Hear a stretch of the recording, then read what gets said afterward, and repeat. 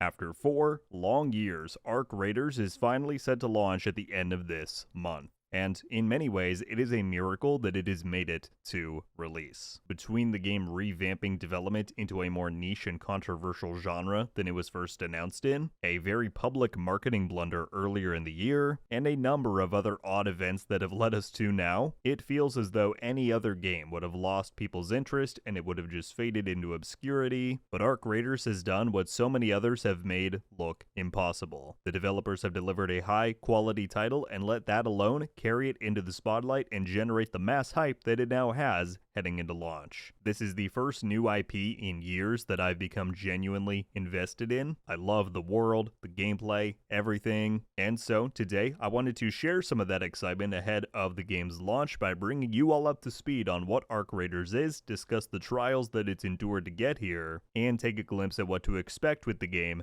after launch. I hope you enjoy, and if you want to see more Arc Raiders content from me moving forward, let me know. I've already got some stuff planned for its launch, so subscribe if you don't want to miss out on that, but I'm open to doing more if the interest is there. As we dive in, I have to take a moment to shout out and thank our channel members. Your support and investment into me allows me to branch out and try videos on games like Arc, which I'm very appreciative of, so thank you so much. But without further ado, let us dive into the past, present, and future of Arc Raiders. Now, in case you've made it to this point in the video and have no idea what's going on, let us begin with answering the most important question of what exactly is Arc Raiders. Arc is what the developers have self-described as an extraction adventure game. The actual gameplay loop is straight from an extraction shooter. Titles like Escape from Tarkov, Hunt Showdown, and more. You load into a map with other raiders, you vie for rare loot while evading them and taking on dangerous PvE enemies, and you then try to extract that loot without dying. The adventure side comes in with Arc's killer world design and its expert soundscape, and those are two of the big reasons why people who wouldn't normally seek out the extraction shooter genre have bought into Arc Raiders, right? In many ways, it is transcending that label by offering immersion at such a deep level and making it so that its world and narrative is tied right into this fight for survival. You're not out there playing the extraction loop because the devs wanted to cash in on a trendy genre. You're doing it because that is Arc, and that is this world. On that note, because it's such a common question, I wanted to clarify that Arc has no dedicated PvE only mode, but truly I think you would be surprised just how many people who are typically adverse to PvP are preparing to dive into the game anyways just to experience what's on offer. On that same note, the game does not offer a traditional narrative, structure, or campaign. It has storytelling baked right into its premise and aspects like world design, environmental storytelling, and collectibles. As far as the setup, you play as a raider from the underground colony of Speranza. What's happened is that humanity has been pushed down underground by the Ark, a mechanized fleet that arrived from space, and so now heading to the surface is only for the few and the bold, with the goal of scavenging for vital materials and resources to keep this colony alive. The game is going to be priced at $40 USD. It is a premium upfront title, and while in-game monetization will exist, it has been confirmed that no pay-to-win elements will exist within Arc. Instead, they're opting to go with the format of Raider decks. They've said these are going to be equivalent to battle passes. There will be some available at launch entirely for free, but they clarified that down the road there will be a mix of free and paid decks. So that is about the quickest and most concise recap on the game I could put together, but I know there may be some of you out there thinking, do I really want to drop $40 just to try this out, especially if I'm unsure if a genre like this is really for me? Well, the good news is you don't have to. Just about a week from when I'm releasing this video, Embark is launching a server slam event. It's running from October 17th through the 19th. It's going to be available on all platforms that the game is launching on. It's totally free, and this is intended to be the one last chance to try the game before launch and stress test the servers so that they can be as prepared for the release as possible. I'll leave the details for it down in the description below, and I definitely recommend it, especially if you're still on the fence about the game. So that's all well and good, you know? Finally, after all these years, Arc is launching at the end of the month, and it's awesome to see the pretty huge amount of hype that's behind it. But what if I told you that that excitement was not always there? And why did it take nearly 4 years after being announced for Arc Raiders to release? Let's take a moment to look back at the road to get here and why, in many ways, this game should have failed, but it didn't. Showtime. Somebody said you Coming in hot. Arc Raiders was revealed in December of 2021 at the Game Awards. It presented with a trailer showing some fun-looking robot slaying, a beautiful world, and one thing that I think stood out to a lot of people was the killer soundtrack and editing of it. That's a recurring theme that the team has still been able to nail up until now. That trailer, however, claimed that the game was going to release in 2022.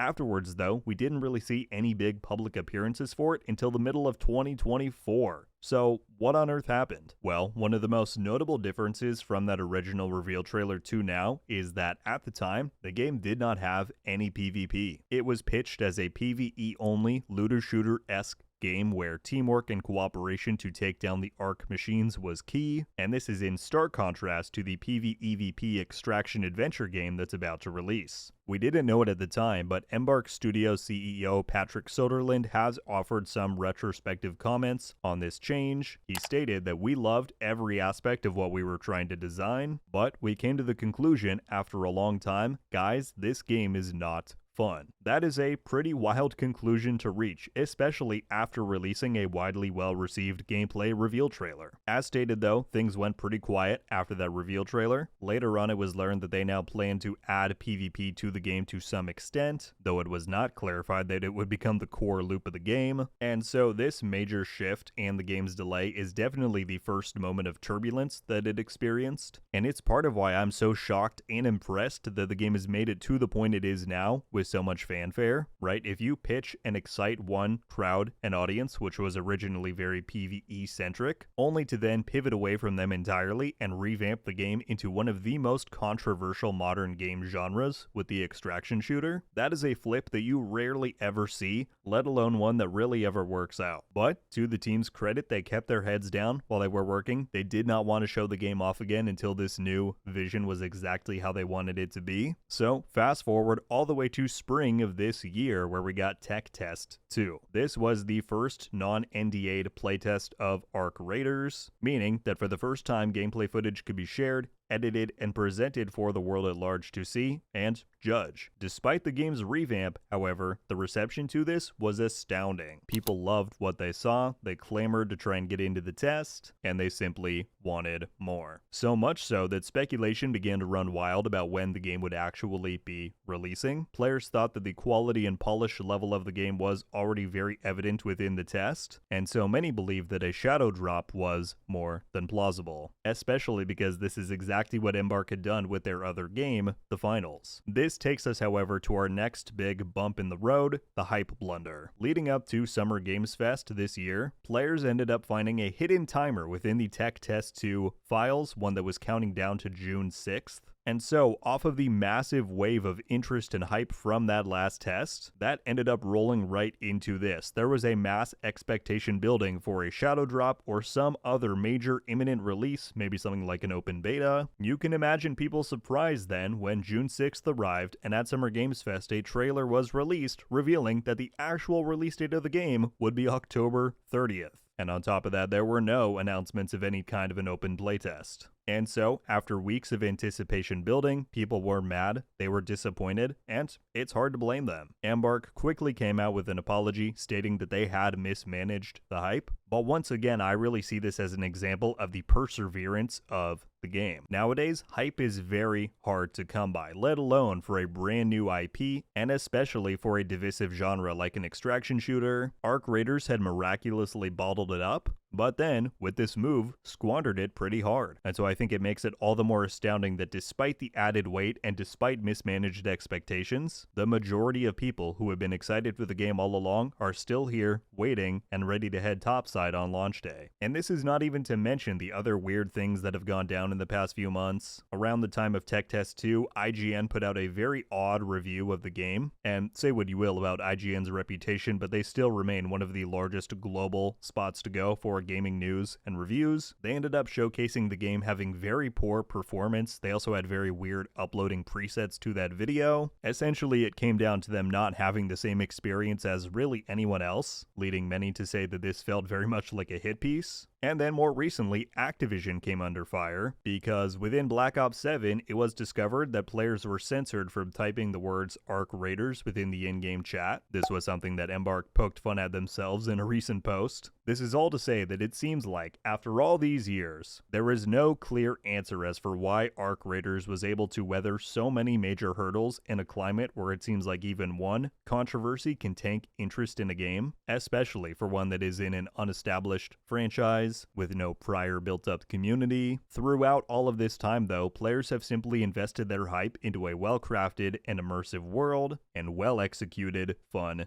gameplay. Sometimes you don't need millions put into marketing to put out flashy trailers and generate buzzwords. You just need a good game. And given the tens and hundreds of thousands of views that are going into news videos, pre-release tips and guides, and more online content for the game, people are here and they are ready to play. This takes us to the final segment that I then wanted to quickly discuss, that being what will players actually be diving into on October 30th.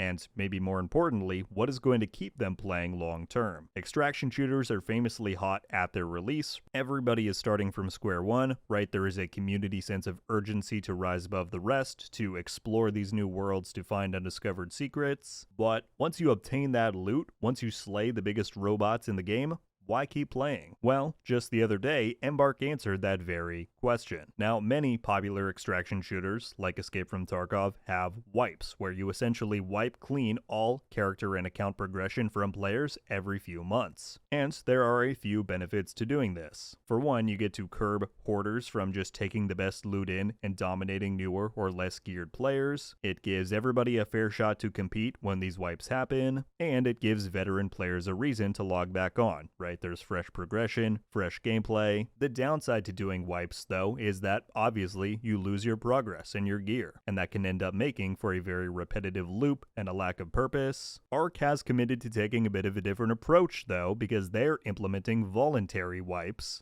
And this is going to come in the form of a system titled Expedition Projects. Essentially, on an 8-week rotation, players can donate to crafting and building up a caravan. And this essentially is a one-way ticket allowing your raider to go beyond the Rust Belt, which is the game's region. And so donating to this and opting into it by the end of a season is a voluntary wipe that sunsets your character and progress. You get to retain stuff like cosmetics, awards, and achievements, but everything else is gone. When you then start back out, you get to skip stuff like tutorialization, and all of the maps are going to be unlocked from the jump. But the big question is, why would you want to do this? Why not just stay and keep all my cool stuff? Incentives and rewards for this system are still being finalized, and Embark admits that this system will likely evolve and iterate based on player feedback, but some of the benefits that they've outlined is that you're going to get permanent account unlocks. They don't specify, but I imagine this will come in the form of stuff like titles, player cards, all that. There are going to be exclusive cosmetics for partaking in the expedition, and you're going to gain an account buff for the following expedition cycle, and this can be stacked up with multiple completions if you do expedition season after season, but they clarified that this is not going to be something that gets you extra power within games, so likely XP boosts or something of that nature. Overall, it's a very interesting experiment, and I'm curious to see how it plays out, but to me, this makes it clear that Embark has not just thought through this game's launch and its core gameplay, but they've very much invested into the longevity and the future of Arc Raiders. Well, my friends, that is just about everything I've got for this video. As stated, I just wanted to cover a little bit of everything, right? The past, present, and future of the game, provide a refresher for anybody who's been out of the loop or was not aware of the title. If you could not tell from this video, it goes without saying that I'm very excited for the launch and the server slam next week. So at this point, I would love to hear all of your thoughts and reactions. What do you think about Arc Raiders? What's your take on how it has evolved over the years? And what are your thoughts on systems like the Expedition Project that they've pitched? As I mentioned earlier on, stay tuned for more Arc Raiders videos leading up to the release. It's definitely going to be a good time, but that's all I've got for today. Thank you all so much for watching. I'll catch you topside. RogueGold.